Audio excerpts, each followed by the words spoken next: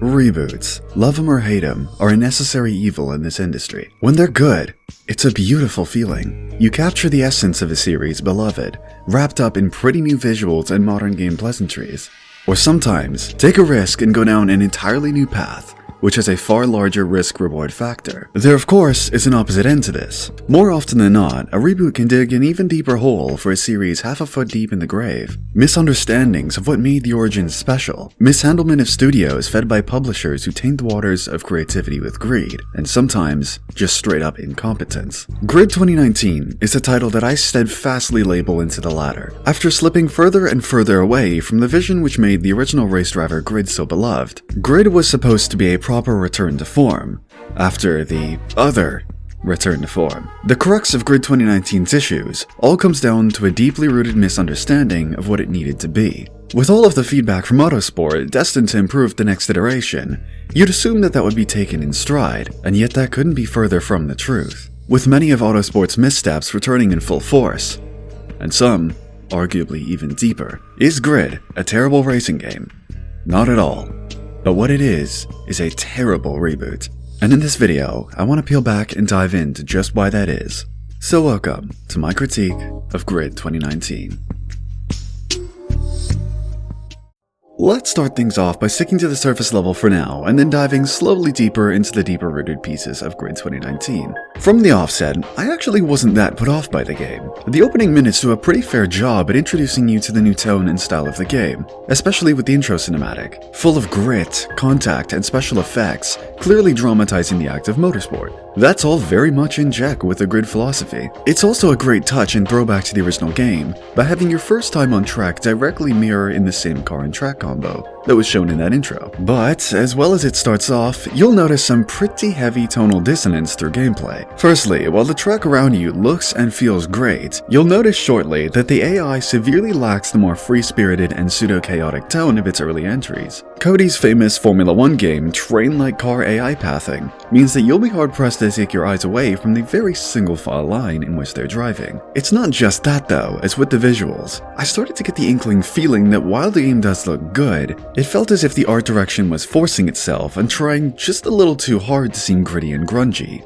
while the base foundation was very typically cover-heavy and saturated. Now, of course, that's just the opening race, and issues like the AI behavior and art style are near impossible to judge off of one race. Except, I wasn't wrong. The further that I got into the game, the AI, while ever so slightly improving, not only would follow each other like dogs to each other's ass, but pretty consistently be off plays. It lost me a lot of the charm that even Autosport, the game that I liked the least in the series, would bring me with the intense, dramatic mid-race gameplay.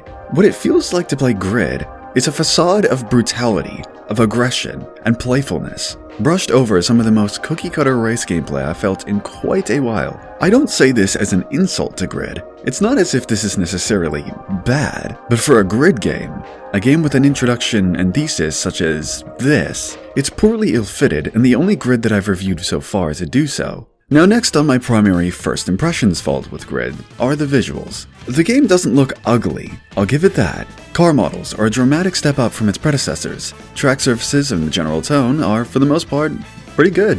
The lighting covering a far broader range than the almost monotonous desaturated look of its older brothers, which for the most part only adds to the atmosphere. You see, because of that far more saturated look that I mentioned earlier, at night particularly, this game looks phenomenal, only adding to the reflection, sense of contrast, and makeup of each locale. Even in sunset or overcast conditions, this is a pretty great looking video game, especially with the very substantial addition of weather. To be totally honest, the lack of rain or other weather types in the previous Grid games never really bothered me all that much, as not having rain was no detriment to the gameplay at hand. In this reboot, however, especially on tracks where you're blasting right past beds of water right on the trackside, in the middle of a downpour, the waves clashing up against the wall, it's awesome. And it's the kind of thing that separates this game from many of its contemporaries, and one of very few things that not only is, well, actually new in Grid 2019, but that I actually like. With that being said, there's still a few real standout pieces of art design which I do find quite distasteful. Starting with the biggest one,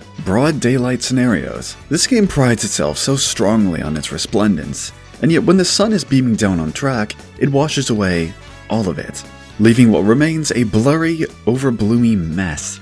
And what doesn't help this at all is when you start to look a little past your main field of view. Look, I get that what's on the side of the racetrack ain't the most important thing on the planet. I do. But when you have trees and foliage that look like this, when the rest of the tracks look like this, it's such a heavy contrast in definition and quality, which just leaves so much of this game's design feeling horribly inconsistent. And I get, a lot of these things in a vacuum are so inconsequential, talking about trees and overluminant lighting. However, when they all blend together, especially with this one last piece of the artistic puzzle here that I need to go over, it leaves Grid in such a strange, generic yet isolated identity crisis, which honestly really taints my view on this project. What is this last piece, you may add? Well, it's the cameras. Now, I want to get one thing out of the way first, and it's that, yes, the cockpit camera is a huge step up over Autosport's terribly simplistic LODs, now having fully modeled interiors, you know, like the series had back in 2008. Yet that's about the only good thing I have to say about the camera work in Grid, as especially when you look as towards how they've changed the chase cam. It's hard to place exactly where my qualms with this choice are, but the feeling that kept coming to me is one of disconnection. If we take a look back at Autosport, which carried a very similar camera presentation to its predecessors, while the camera itself wouldn't move that much at all, it matched the way your car would behave under weight transfer or cornering rotation without feeling separated from the car. I noticed shortly into my time with Grid that this connectivity felt lost, as if that exact same corner rotation was this time isolated from my view behind the car. Someone tell me if I'm going insane or if I'm onto something here, because this thought kept coming back to me throughout my time spent in the game. The culmination of all of these elements leave me without the feeling of playing Grid, but instead a strange hodgepodge of a game trying its hardest to replicate the more straight and narrow Forza Motorsports of its time behind a thin wall of surface-level grit and grunge. And that just isn't what I like about Grid. The identity and unique character of the series is why I enjoy playing through these games. So to dumb that down for seemingly more mass-market appeal totally turns me off of a game I might have liked. And yet the looks of the feel of the game being disjointed would on its own be bad enough, though as I'd soon come to find out, the rest of Grid only made things worse. One of the main reasons that I fell in love with the original race driver Grid, and why the racing community as a whole holds the game in such high regard, is because its career and gameplay loop brought something so unique to this genre. It was mechanically surprisingly complex, with varied pathways you could take your career down based on multiple licenses for differing locations. You had to build your own fully customizable racing team from the ground up, starting solo, eventually unlocking the privilege of a teammate would be the person of your choice fitting exactly what you needed and could fit in your budget. A budget of which you would have to deploy strategically through new or used cars to benefit the exact pathway you went down. There was more than just racing as well. Drifting, endurance races, demolition derbies. Mechanically, Race Driver Grid was dense and drove you hungry for more, as it was inherently interesting and different to everything else on sale at the time. Now, why on earth did I just spend an entire minute of this video talking about a game that isn't the subject of the video? Well, that's because every single thing that I just mentioned doesn't exist in the reboot of Grid. I understand taking a game in a new direction to its predecessors. That's fine, there's no issue there. The issue comes in when the game, 11 years newer than its predecessor, is so mechanically devoid to a level where the Forza Motorsport of its time spanks it in terms of gameplay diversity. And yet to fill in this void, there isn't a new approach, a new gimmick. It's not a case of removing components for the sake of giving more time to build up a new identity and focus. It's a blunt case of removing content for the sake of removing content, to presumably simplify development and cost. That's what gets me. Looking at what remains here, I want to dive a little deeper into this campaign and go over why I find it so lackluster. I want to start with the layout. Boy, this is just messy. It functions largely similar to Autosport, where you'll choose one of the few set pathways of motorsport, and slowly unlock harder races in faster vehicles, which sounds simple enough. And yet, it's somehow even more disjointed in Grid. Because as you'll progress down one pathway of your career, it repeats cars and events from earlier on, over again. It isn't a typical start in a slower car and build your way up through faster and faster variants of each discipline. It's more so like starting in an entry-level touring car, going up to a proper GT car, then right back to entry-level, then into a prototype, and then right back to GT. There's no word for it other than messy. In fact, it isn't just through one line of your career, as sometimes it'll mix things up and throw in cars from other pathways into the mix. I've said before that plenty of modern racing games feel like you're completing races for the sake of crossing off a checklist instead of the fun of motorsport. And that is precisely the issue with Grid. Hell, it's even presented like one. There's no real rhythm or flow here. It just feels as if I'm doing the exact same thing over and over again, on the same tracks, in the same cars. Not in the slightest bit helped by the fact that drifting as a whole is completely absent here. And God forbid you even think about endurance races. So the only events that you'll do are typical normal races or time trials. Back to back to back. The only thing that I could vaguely bring up to rebut my point of repetition are the occasional special event, such as the series focused around Fernando Alonso. The concept of this is pretty damn cool actually. You get to drive through a bunch of the cars and tracks that he would have raced on throughout his career, working up and concluding in a showdown where you drive his Renault R26 against himself. See, that sounds really cool. I sure hope it's executed well. Spoiler, it isn't. Not once do you even get a bit of dialogue spoken by Fernando. Not once do you even see his face. It's a shameless naming convention, just replacing the text for what would be a generic NPC with Fernando's name, and playing out virtually exactly like every other race in the game. Spare for right at the end. Look, I wasn't expecting anything on the level of Gran Turismo 6's Ayrton Senna tribute, which was utterly beautiful. But seriously, this was all that was done? Special events are supposed to feel special, and when they don't, it's a tremendous fault. Taking a step back from the on-track gameplay to look a little more towards the unique to Grid components here, let's talk teams. Now, I have to admit, I did lie to you a little bit. Yes, there is a slight team mechanic to this game. The only issue is, and I'm not joking about this, I had no idea it even existed until 10 hours into my playthrough. Is this the result of me being oblivious or the game explaining itself poorly? I'm not sure. But I'm leaning a little more towards the latter considering how you actually have to manage your team. You'd think that if team play was critical, it would be put right in the middle of the career menu because, well, that just makes sense. Instead, you have to go through two separate submenus just to access it through your player profile. Look, if that alone doesn't show you how little of a priority this is, then how it's organized certainly will. Everything is packed into this one page. Renaming your team, choosing a teammate, their stats.